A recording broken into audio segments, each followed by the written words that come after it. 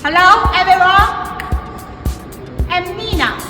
This episode, we will introduce you horizontal grinding mill. Let's go and have a look.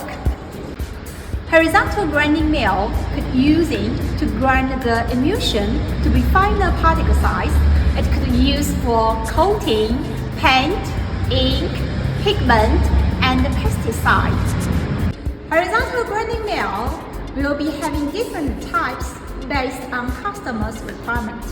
Now you can see this is pin type. Pin type could grind not only micron particle size, it also can achieve the nano particle size. For the maintenance, we having this chamber because it is very heavy, but we designed the channel here to move this chamber very easily. You can see here, it's just very easy to move this chamber in and out.